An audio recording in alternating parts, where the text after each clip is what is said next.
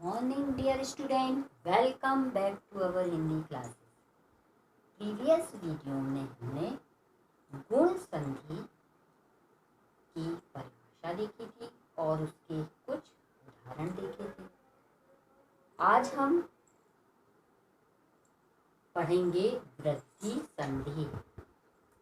तो हम पढ़ रहे हैं स्वर संधि के प्रकार और स्वर संधि के प्रकारों के अंतर्गत हमने दीर्घ संधि कंप्लीट कर ली है और गुण संधि भी कंप्लीट कर ली है और आज हम पढ़ेंगे वृद्धि संधि।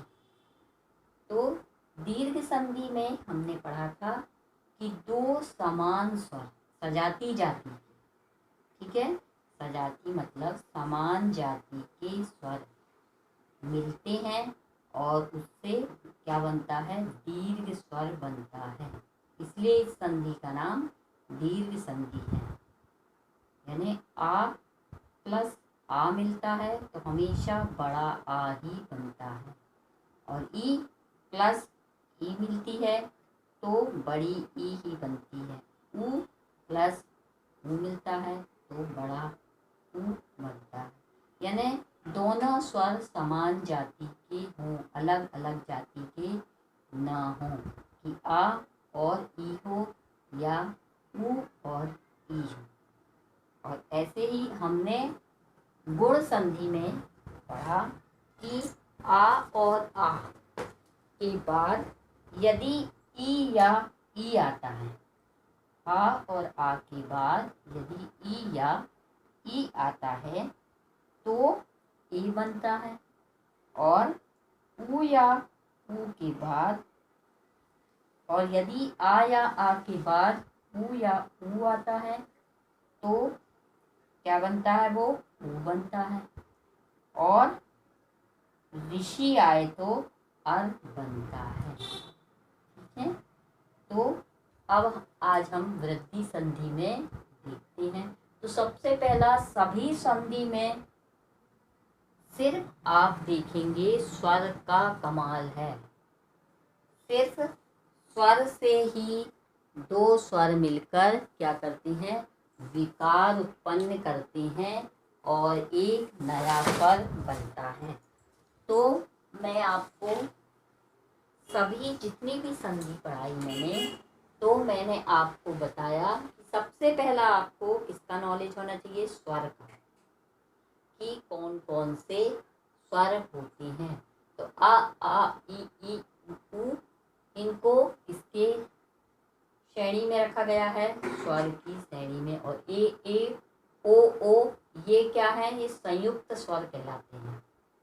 ठीक है ना, मैंने प्रीवियस वीडियो में भी बताया था कि कोई जब दो स्वर मिलते हैं तब ये ए ओ औ ये बनते हैं।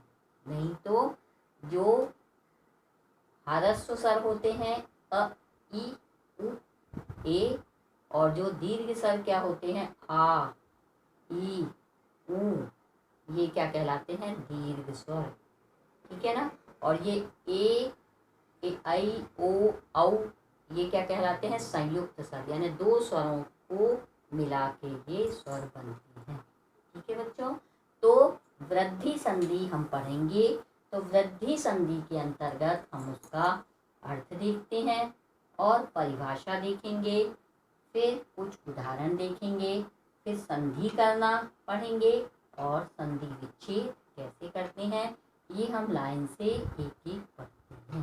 तो देखिए आज हम क्या पढ़ते हैं, उसकी अर्थ देखते हैं वृद्धि संधि का और उसकी परिभाषा। तो वृद्धि संधि का अर्थ क्या है, परिभाषा, कि आ या आ के बाद क्या है, आ या आ के बाद क्या आता है, ए या ए आता है। इसके बाद आ और आ का होना तो आवश्यक है और इसके बाद कोई सा भी स्वर आता है, जैसे ए आता है या आई आता है, तो दोनों को मिलाकर यानी आ और ए, इन दोनों को मिलाकर क्या बन जाता है, आई बन जाता है। ठीक है, क्या बन जाता है, ए और ए। ठीक है, यानी आ या आ के बाद क्या आता है, ए या ए आता है, तो क्या बन जाता है, ए बन जाता है। ठीक, और यदि आ या आ के बाद ओ आता है तो क्या बन जाता है, औ। ठीक है, क्या बन जाता है, औ बन जाता है। और